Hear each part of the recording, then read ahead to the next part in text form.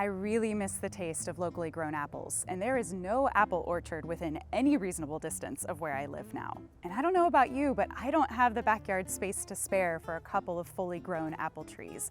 So for a while, I thought that homegrown apples were going to be out of reach for me. Or so I thought, because there's Espalier.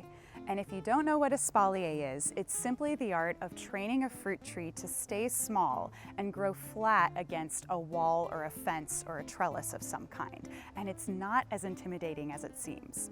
So keep watching and I'll walk you through exactly how to set up a brand new apple Espalier and how to care for it all the way through its first season.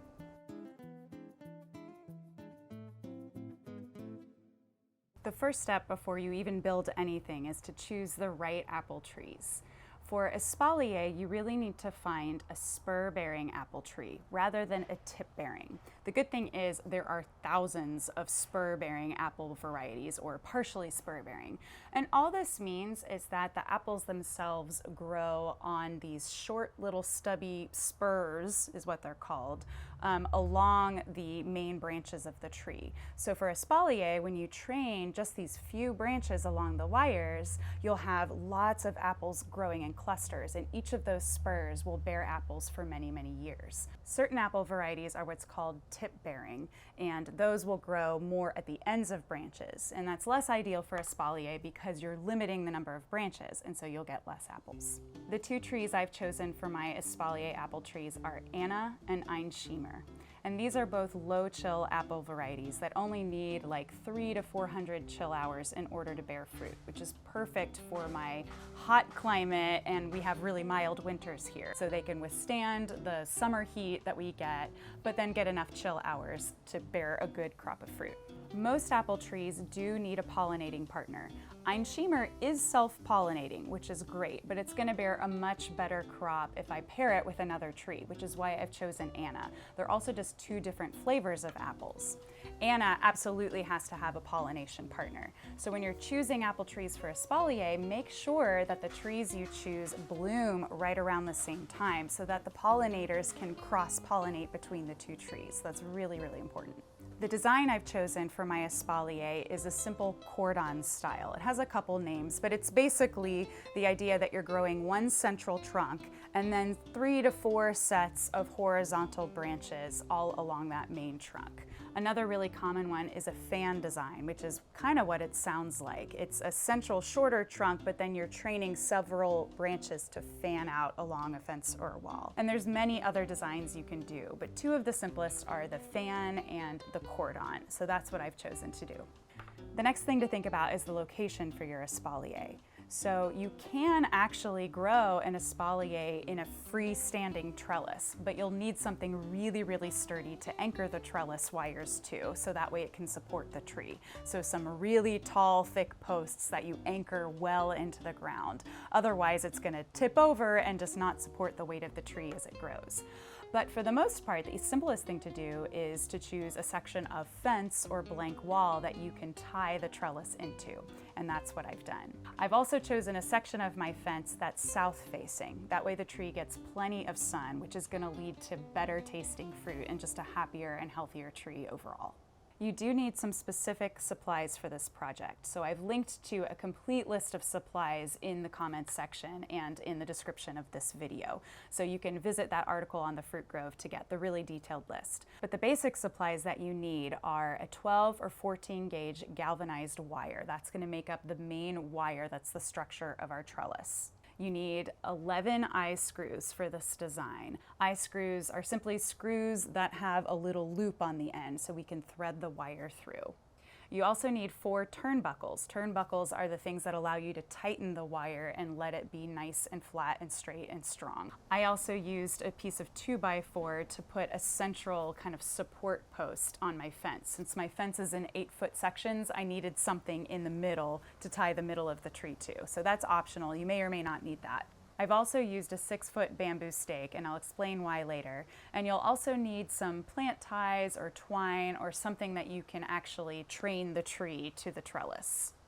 And then of course there's pruning the tree itself, so make sure you have some clean, sterilized, sharp, heavy-duty pruning shears. And now we finally get to build this trellis. The first thing to do is measure and mark up exactly where you're going to put all of the eye screws and the middle part of the trellis. So like I mentioned, if your fence is like mine, I've got 8-foot sections of fence. So the first thing we did was screw in a 2x4 right in the middle, right at the 4-foot mark. And that's going to actually be the central part where I plant my tree. That's going to be the central vertical wire.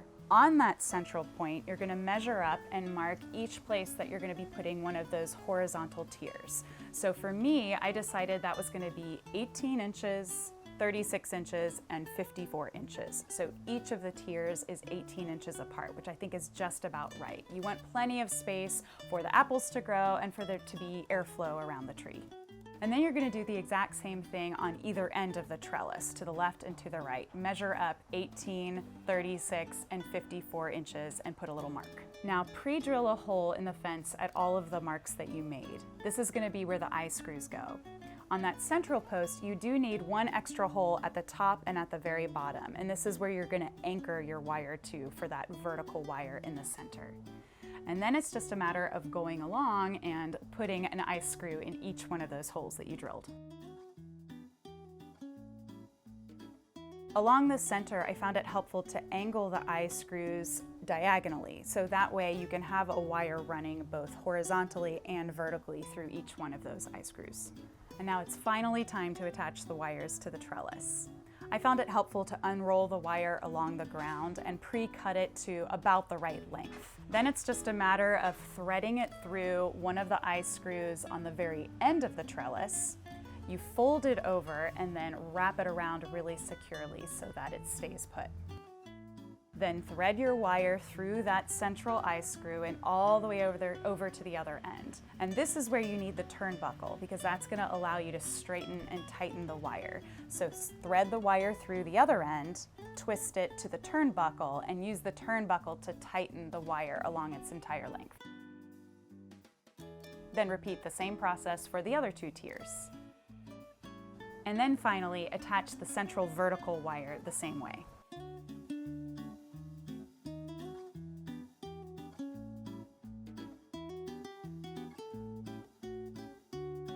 We're just about ready to actually plant our trees, but before we do that, this is where you need the bamboo stake. I didn't want to tie the tree directly into the wire. I didn't want to run the risk of either pulling the wire away from the fence as the tree grew or damaging the central trunk, especially while it's young. So I used zip ties to attach a bamboo stake to this central vertical wire, and that is what I'm going to tie my tree into.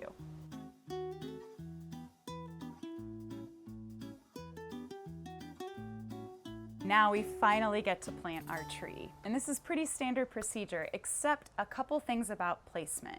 So first, dig a hole about 2 to 3 times the width of your pot, or if you're planting a bare root tree, it only needs to be about 1 foot to 2 feet wide. If you're putting in any soil amendments, now's the time. Go ahead and mix in any compost or soil conditioners that you want to add into your native soil. So when you place the tree in the hole, situate the root ball so that the very top of the root ball is just at ground level. You don't want to bury the root ball too deep. This is a really common mistake when planting fruit trees. So pay attention to where that is.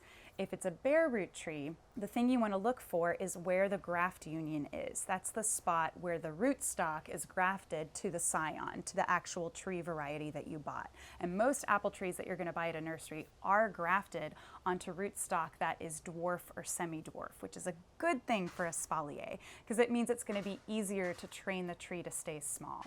The other thing to look for in positioning is you want the trunk to be placed no more than 6 inches away from that bamboo stake that we placed, because you want it to be close enough that you can tie it into the stake and keep it nice and sturdy and centered. So aim for it to be less than 6 inches. I tried to place it about 4 inches away from the wire or the stake, and that was just about right.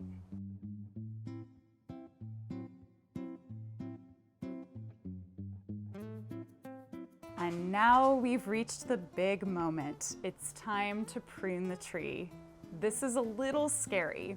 Now, if you've bought a tree that is in the shape of a whip, which is simply just one central trunk without any side branches, then it's a little bit easier to do. But if you've bought a young tree like mine that's about a year old and it's already starting to branch out, it can be a little bit intimidating to make a cut like this. But don't worry, I'm gonna guide you through it. Here's what you're looking for. So you wanna find the buds that are positioned right around that bottom tier wire. So here's what's gonna happen. When you cut the main trunk of the tree, it sends a signal to the tree to start growing again from the buds nearest to that cut.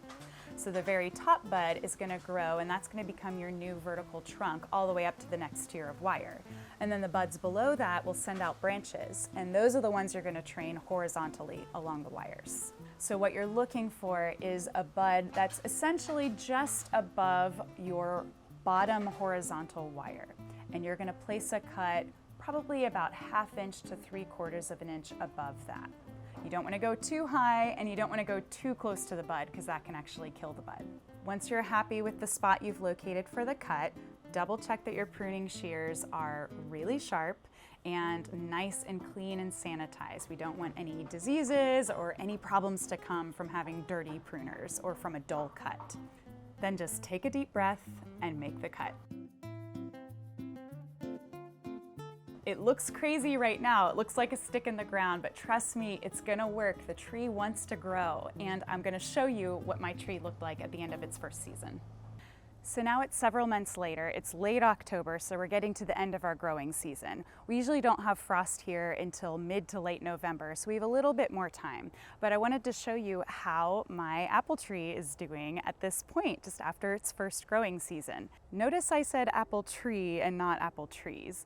Unfortunately, the other tree, the Einsheimer, had some transplant shock and it didn't make it. So that means I'm gonna have to replant another apple tree next spring. I'll probably get the same variety. That's gonna put one of the Espaliers a year behind the other, but that shouldn't affect overall long-term how well the trees produce or how all of this goes, because I'm really happy with how much happened this year. I wasn't sure what to expect. You can see right here, this was my initial cut, that very first cut that I made, just leaving this bottom part here. And these are the 2 initial branches that grew off. And I have started tying them gently into the horizontal wire that I made. And then this central shoot grew up really vigorously, all the way to the point where I had to cut it again. And that happened sometime in midsummer. So that's what I did here, and so we have another central shoot growing up and 2 new horizontal shoots that I was able to start training. And now if you see, this central shoot again grew super vigorously, so I went ahead and cut it again just below the top wire. And we've got the beginnings of some new shoots coming, and I think we've got time to get these started. So I've got a really good start for my apple tree. And I think the thing with Espalier is that you want to take your time with it to get the shape established just right.